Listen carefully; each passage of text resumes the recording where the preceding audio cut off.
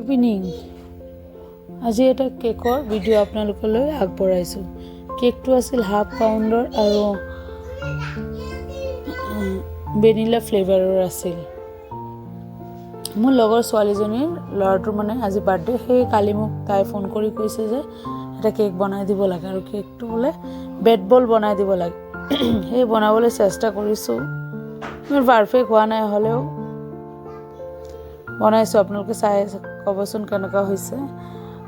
আৰু আজি নজেলটোৱে মোক যি ডিষ্টাৰ্ব কৰিছে বনাবলৈ, মই বনাবই পৰা নাই ভালকৈ।